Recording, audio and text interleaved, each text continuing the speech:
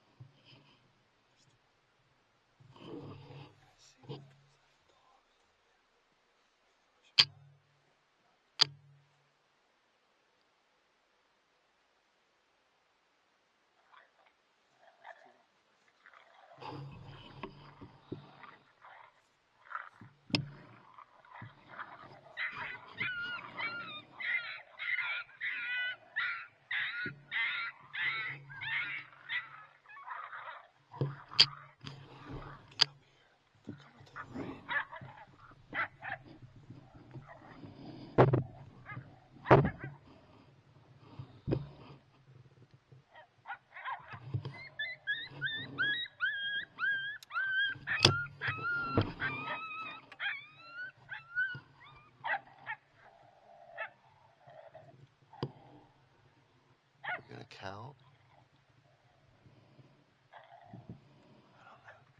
I don't see him.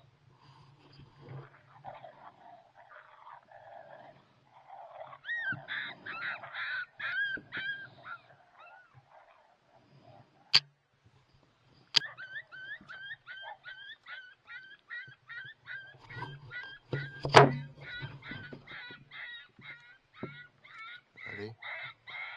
I got the right. Ready?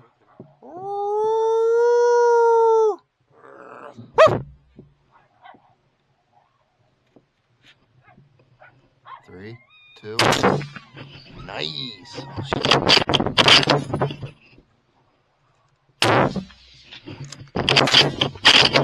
Nice shot.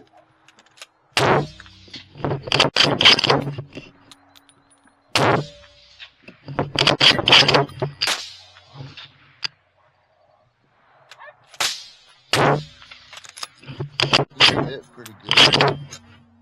There, he stopped.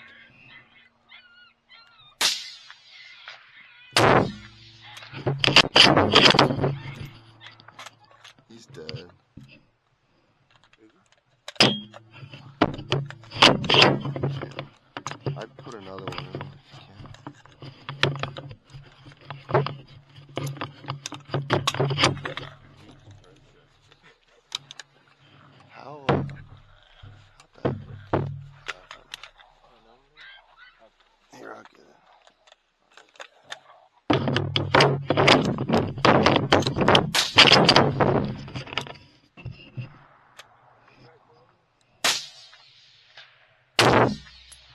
There, he's dead. Yeah, he's dead. He's dead. I hit him that last shot. Alright, so we just made this stand and nothing happened and we started pulling out and they answered us across the road. I don't know where he went.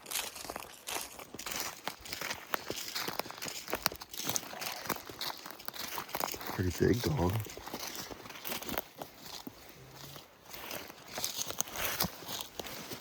Look, man. Hey, that's a big dog. Holy cow. Let's go get the other one. This dog is still alive. See him right there, his eyes? See him looking at us? Right here, his eyes. Just wait. Just wait. I don't think he's going anywhere. His head's down. He's still alive for sure. See what it does.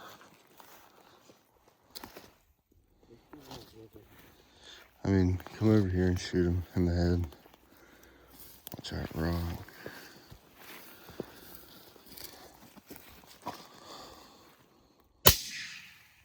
Missed. Now he's dead. That's a male too. Two males running together. Dude, literally, we were over there, made an entire stand, and they didn't say a word. Nothing came in. Got in the truck and started leaving, and they answered us across the road, started going nuts. And Jesse got out and saw them, and I threw on Tony Tebby Den Raid right away, and they broke like right away and came on a freaking dime. But they came, that's cotton over there, isn't it? Yeah.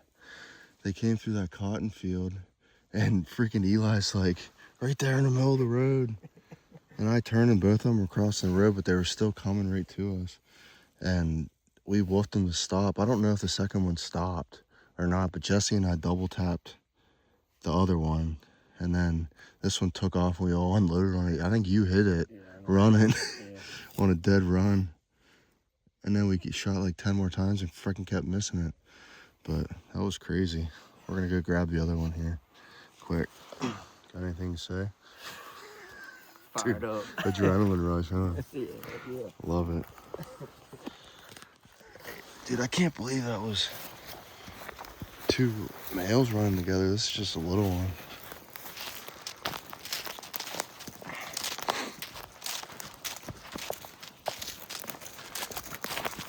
Big male.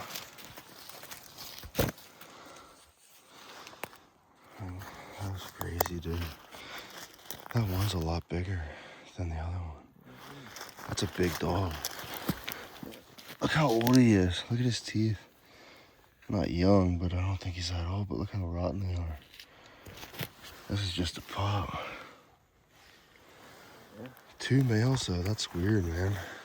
Running together like that, but let's get him over here. Jesse's probably like, come on. Yeah, 100%.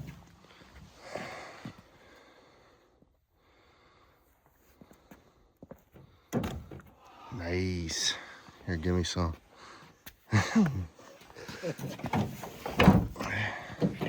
That's right.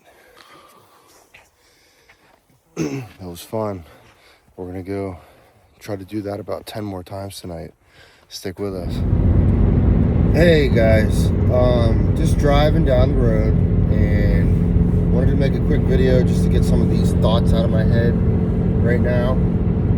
But couple tips for calling coyotes here in October. It's currently October, I want to say 25th. We were down in North Carolina this past weekend, and state obviously doesn't matter. Coyotes are all the same anywhere you go. I don't care what anybody says. I've hunted all over the country. And we called in a double Thursday night and killed them. And then the rest of the night was super, super slow. No responses, couple blank stands where we heard them at, and just wasn't a great night overall. And then the following night, we went out, and we heard coyotes at every single stand. Not every single stand, but a majority of the times that we stopped to rip a howl or two, coyotes would answer us. So they were answering us from 200 yards away to a mile away. But just a couple things that I picked up on from this past weekend, and hopefully it helps you out if you guys are going to go out and call here in the next couple weeks. Now, I will say, disclaimer to this, like I said, it's October 25th. This doesn't mean this is going to hold true for the remainder of the winter. Could change here in December. Obviously in January, February, whenever breeding season gets here, it's going to be a little bit different also. But just a couple things for right now that I picked up on that worked flawlessly this past weekend. So I don't think the coyotes are aggressive enough right now to come into your real loud aggressive fights like pound town, table scraps, that kind of thing. Now, that is not to say that it's not going to work, because those sounds will definitely work, and they work all year round. Doesn't really matter what month it is or what the coyotes really have going on in their lives. They work all year round. But right now, I think a majority percentage of your coyotes aren't aggressive enough to come into a real aggressive fight like that. Now, I will say, the double that we called in Thursday and killed did come into den raid by Tony Tebby. So, kind of contradicting what I'm saying here, but for the most part, the following night, what I'm saying is the majority percentage of coyotes, I do not think, and this is my personal opinion, based on calling recently, all summer long, and all fall, and all winter long, all year round, this is what I picked up on. So, not real aggressive right now, but in September-ish, right now even, they're being kicked out of the dens. So the pups from this past year being kicked out. So you got a lot of satellite coyotes mixed in all over the place. So the satellite coyotes are probably hanging around, their parents or the rest of the pack's core area, but just outside of it, right? So that's expanding, your distance of where the coyotes could possibly be. If you have them located, or if you know where a den's at, obviously, you have a lot of satellite coyotes that have been kicked out, looking for other coyotes and looking for another pack to join, or a mate, or whatever the case may be. But family bust up, coyotes are kicked out, a lot of satellite dogs. So that means they are either looking for other coyotes.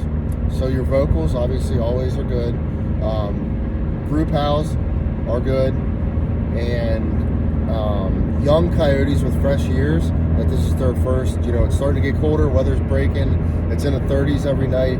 The coyotes are young, they're out on their own, they're learning to hunt and get food for themselves and not having it provided to them. So like I said, vocals always work, doesn't matter. But this time of year, I think specifically,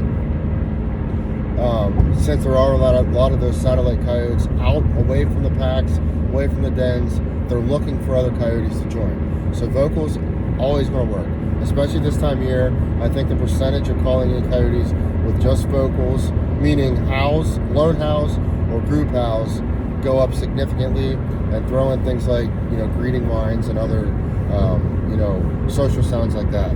Nothing real aggressive though, because I think they're just looking for other coyotes to accept them.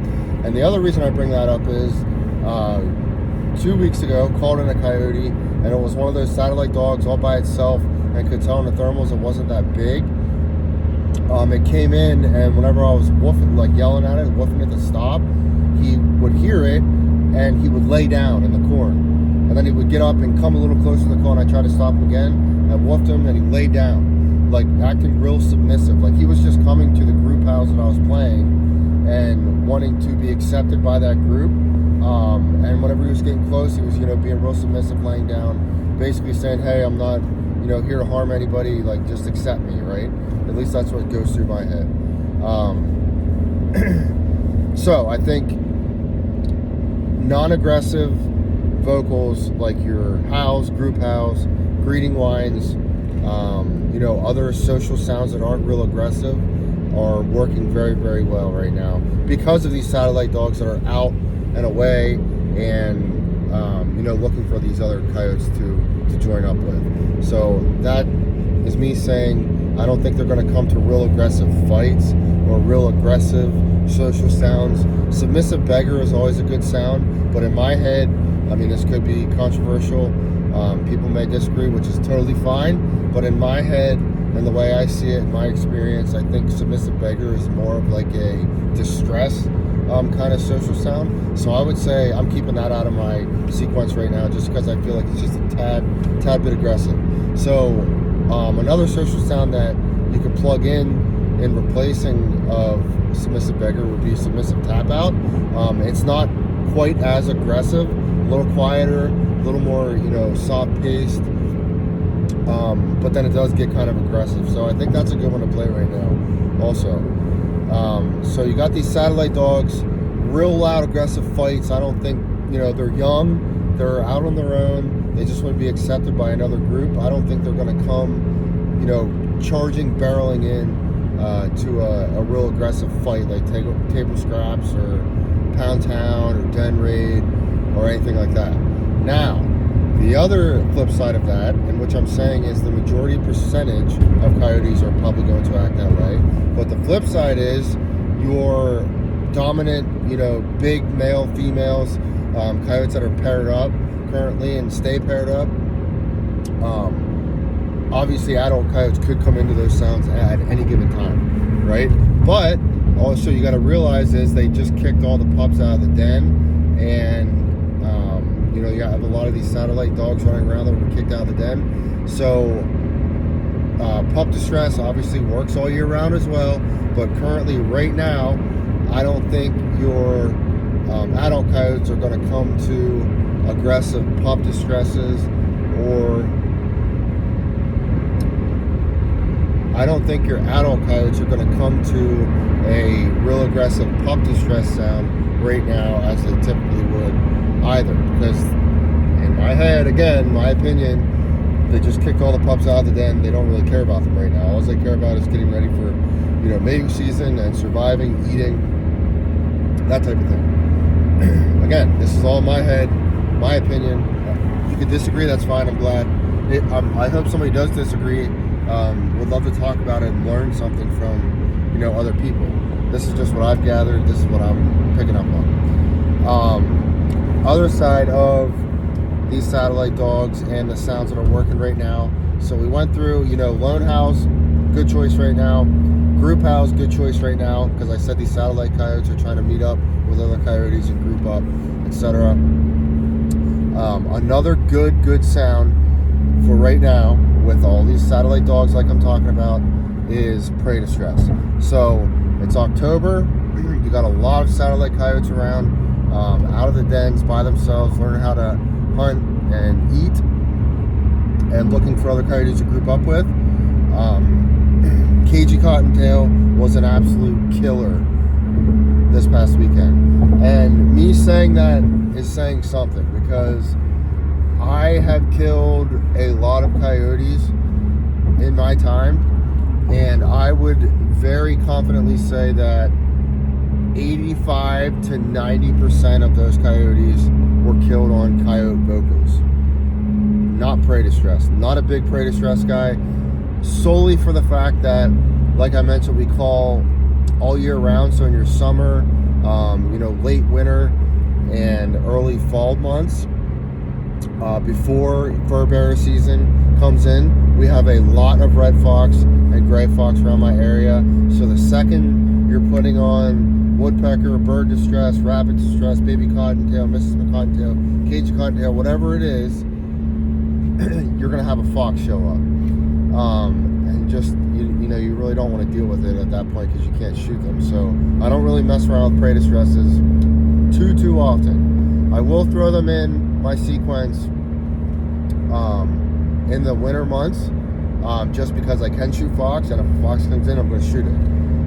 But if I'm strictly worrying about coyotes, prey distress is definitely not my go-to.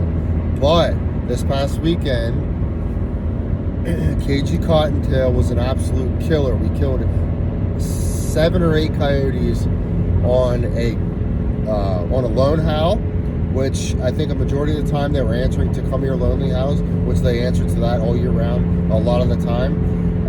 But I picked up on Come Here Lonely House starting the standoff.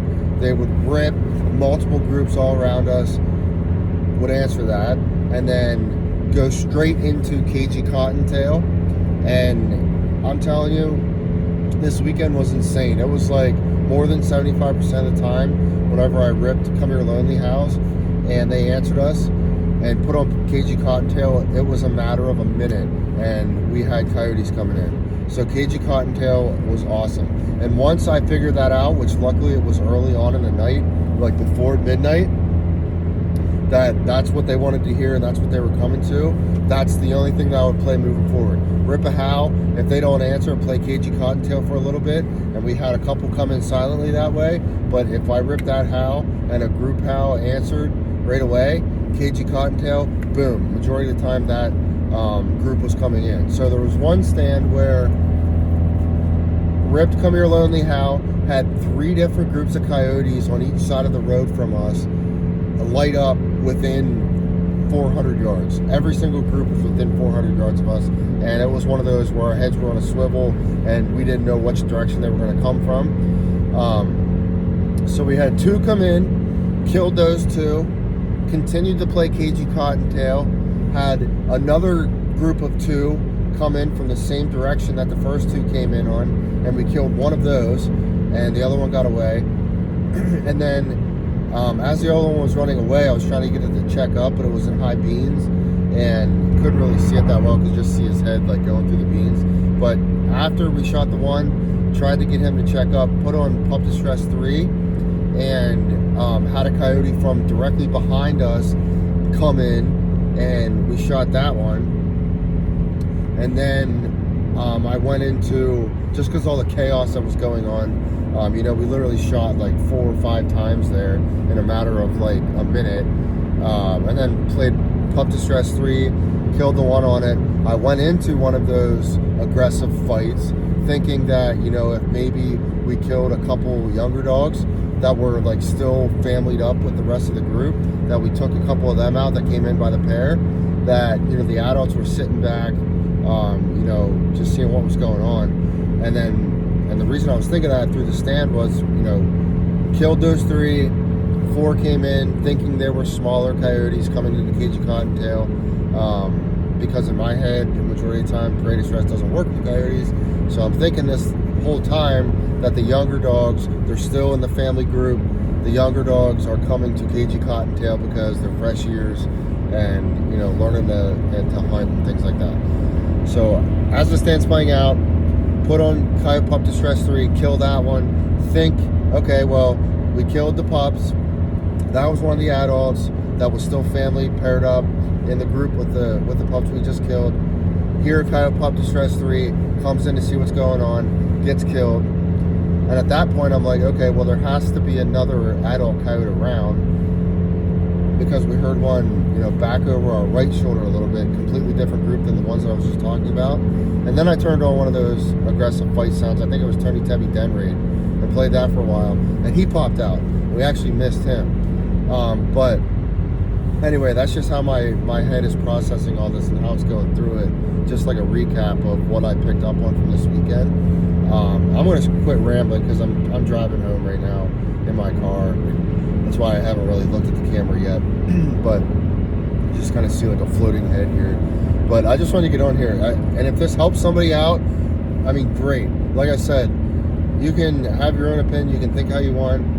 However you can process this. Pick up in your own experiences what works for you. That's all great. That's fantastic. I'm not telling you that I'm a professional. I know what I'm doing.